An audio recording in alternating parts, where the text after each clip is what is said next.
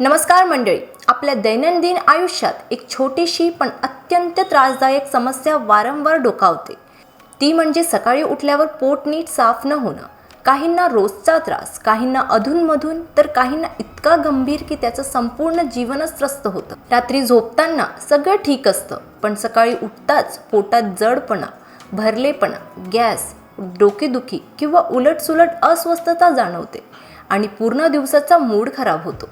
आजच्या वेगवान जीवनशैलीत चुकीच्या आहारामुळे, उशिरा झोपण्यामुळे, कमी पाणी पिण्यामुळे व ताणतणावामुळे बद्धकोष्ठता ही समस्या प्रचंड वेगाने वाढताना दिसते.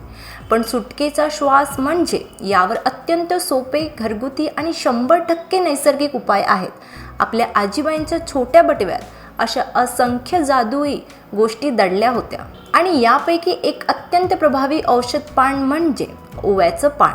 हो, तेच ओव्याचं पान जे घराघरात सहज मिळतं आणि ज्यामध्ये पोट साफ करण्याचं जबरदस्त सामर्थ्य दडलं आहे. आजच्या या व्हिडिओमध्ये आपण पाहणार आहोत पोट साफ का होत नाही, बद्धकोष्ठतेमागचं खरी कारणं कोणती, पोट न साफ झाल्याने शरीरात काय भीषण बदल होतात आणि सगळं महत्त्वाचं, ओव्याचं जादुई पान कसं खावं, किती खावं आणि ते इतकं प्रभावी कसं. एक एक मुद्दा तुम्हाला शांतपणे, विस्तारपणे आणि अत्यंत सोप्या भाषेत सांगणार आहे. पोट न साफ होण्याची अनेक कारणं असू शकतात. आजच्या फास्ट फूडच्या सवयीमुळे आपल्या आहारात फायबरचं प्रमाण कमी झालं आहे. त्यामुळे आतड्यांची हालचाल मंदावते. त्यातच पाणी कमी पिल्याने मल कडक बनतो आणि बद्धकोष्ठतेचा त्रास वाढतो. अनेक जण रात्री उशिरा जेवतात, ज्यामुळे पचन नीट होत नाही. दिवसभर बसून काम करणं आणि शरीराची हालचाल कमी असणं ही समस्या आणखी गंभीर करते. या सर्व कारणांमुळे पोटात कचरा साचतो आणि पोट साफ होण्यात अडथळे निर्माण होतात. ओव्याच्या पानांमध्ये थायमोल नावाचे एक नैसर्गिक तत्व आढळतं, जे पचनक्रिया चालना देण्यात अत्यंत प्रभावी मानलं जातं. हे तत्व पचन रसांचं स्रवण वाढवतं, ज्यामुळे पोटात साचलेला वायू किंवा कफ सहजपणे बाहेर पडतो. शिवाय आतड्यांमध्ये कडक झालेला मल मऊ करून त्याचे विसर्जन सुलभ करते.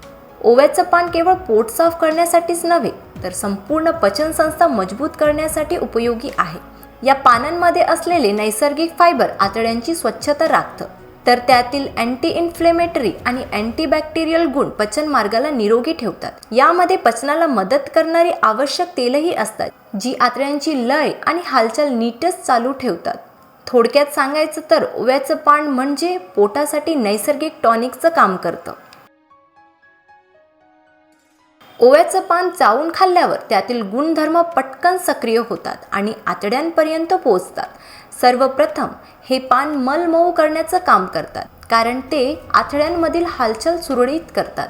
त्यामुळे मल बाहेर पडताना होणारा त्रास कमी होतो. गॅसची समस्या असणाऱ्यांना त्याचा त्वरित आराम मिळतो, कारण ओव्याचं पान पोटातील अतिरिक्त वायू बाहेर काढण्याची क्षमता ठेवतं, ज्यामुळे पोट हलकं आणि आरामदायी वाटतं. अजीर्ण किंवा अपचनाचा त्रासही लवकर कमी होतो, कारण ओवा पचनक्रिया सुधारतो आणि जडपणा दूर करतो. रात्री ओव्याची पाने घेतल्यास सकाळच्या वेळी नैसर्गिक आणि सहज शौचास मदत होते. शिवाय शरीरात साचलेले विषारी पदार्थ बाहेर टाकण्याची क्षमता वाढवते, ज्यामुळे संपूर्ण शरीर अधिक हलकं आणि ऊर्जावान वाटायला लागतं. ओव्याच्या पानाच्या योग्य वापराने त्याचा परिणाम अधिक चांगला दिसतो. झोपण्यापूर्वी 4 ते 5 ताजी पाने चावून खाणे अत्यंत प्रभावी ठरते.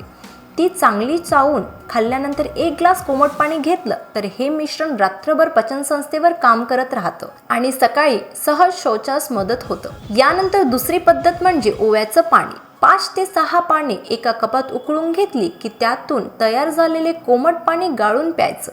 हे पाणी गॅस, अजीर्ण आणि पोटातील जडपणा कमी करण्यासाठी उत्कृष्ट आहे.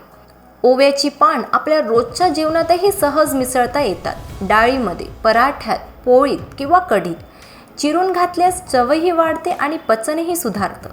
रात्री विसर पडत असेल तर सकाळी रिकाम्या पोटी 2-3 पाने चावून खाल्ल्यानेही चांगला फरक जाणवतो. पोट नीट साफ न होणं ही छोट्या गोष्टीसारखी वाटत असली तरी त्याचे अनेक दुष्परिणाम शरीरभर जाणवू शकतात. सर्वप्रथम पोट फुगणं, गॅस, जडपणा किंवा अजीर्ण जाणवायला लागतं. त्यानंतर त्वचेवर पिंपल्स येणं, डोकेदुखी, सतत थकवा जाणवतं, चिडचिड वाढतं, भूक मंदावणं हा त्रास सुरू होतो. आम्लपित्त वारंवार त्रास देतं आणि काही लोकांमध्ये तर वजनही वाढायला लागतं. या सर्व समस्या एकमेकांशी जोडलेल्या असतात. आपल्या शरीरातलं वेळेवर मल निघाला नाही तर विषारी पदार्थ पुन्हा रक्तप्रवाहात मिसळतात आणि शरीराची ऊर्जा कमी करतात. परंतु ओव्याचं पान नियमित घेतल्यास पचन सुधारतं, आतड्यांचा ताण कमी होतो आणि हे अनेक दुष्परिणाम नैसर्गिकरित्या कमी होऊ लागतात. ओव्याची पान बहुतांश लोकांसाठी सुरक्षित आणि पचनाला अनुकूल मानली जातात. परंतु काही विशिष्ट परिस्थितीमध्ये त्यांचा उपयोग टाळणं किंवा डॉक्टरांचा सल्ला घेणं आवश्यक ठरतं. गर्भवती महिलांनी विशेष काळजी घ्यावी, कारण या काळात कोणतेही नवीन घरगुती उपाय सुरू करण्यापूर्वी वैद्यकीय मार्गदर्शन महत्त्वाचं असतं.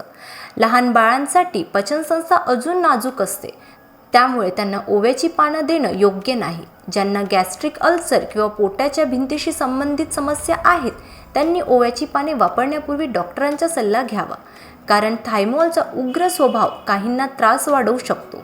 अतिसार चालू असलेल्या व्यक्तींनीही ओव्याच्या पानांचा वापर टाळावा, कारण ते पचनक्रिया आणखी वेगवान करू शकतं.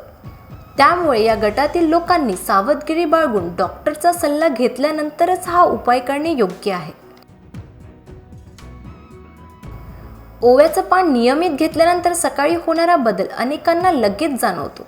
सर्वात प्रथम पोट नैसर्गिकरित्या आणि सहज साफ होतं, ज्यामुळे जास्त जोर लावण्याची गरज राहत नाही. रात्री जाणवणारा जडपणा, फुगलेपणा किंवा अजीर्ण सकाळपर्यंत कमी होत जातं आणि पोट हलकं व आरामदायी वाटतं.